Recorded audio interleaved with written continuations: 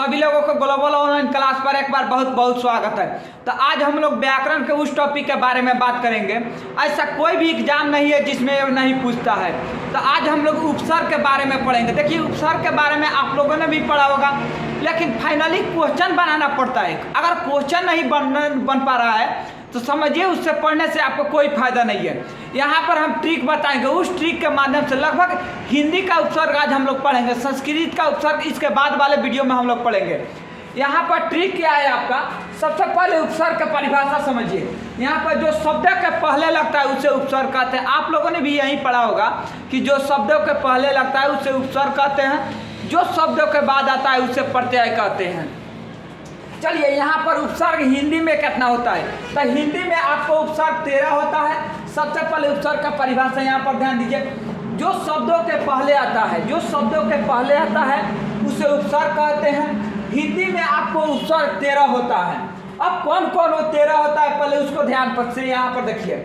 यहाँ पर पहला है आपको अ, दूसरा में है अन, तीसरा में है आपको क, चौथा में है आपको कु, पांचवा में है आपको दू, छठा में है आपको नी, उसके बाद औ है, ये भी औ है, उसके बाद भर है, उसके बाद सु है, उसके बाद यहाँ अध है, उसके बाद उन है, उसके बाद पर है, उसके बाद बिन है।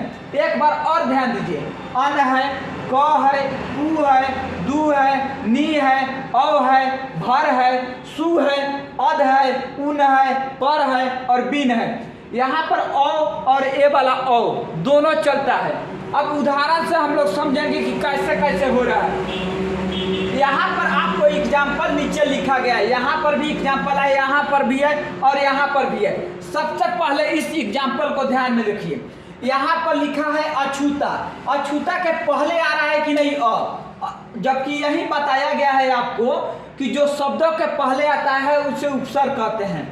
अब अछूता के पहले अ आ रहा है कि नहीं आ रहा है। अब क्वेश्चन आपको पूछता है कि अछूता में कौन सा उपसर्ग है, तो पहले उपसर्ग तो पहले आता है, तो पहले इसमें क्या है अ, और अ आपका उपसर्ग होता है, तो अछूता में अ उपसर्ग होता है। उसके बाद है दूसरा में अनमोल। अनमोल में कौन सा उपसर्ग है, तो अनमोल में अन उपसर्ग है। यहाँ पर देखिए अन है और यहाँ पर भी अन है। तीसरा आपका एग्जाम्पल आपको कपूत है। कपूत में कौन सा उपसर्ग है, क है, यहाँ आपका उपसर्ग देखिए क है। उसके बाद कुपुत्र, एगो पुत्र होता है, एगो कुपुत्र होता है, तो एक कुपुत्र वाला कुपुत्र है। ये देखिए कुपुत्र में आपको कु है उपसर्ग। उसके बाद दुबला, दुबला में कौन सा उपसर्ग है, तो दू है। उसके बाद नीडर, नीडर में आपको नी उपसर्ग है। उसके बाद है अवगुण। देखिए यहाँ पर अवगुण, ये वाला अ है, ये वाला अ, ये अवगुण में ये वाला आपका उपसर्ग है। उसके बाद औजार, औजार, औजार में ये वाला आपको उपसर्ग है।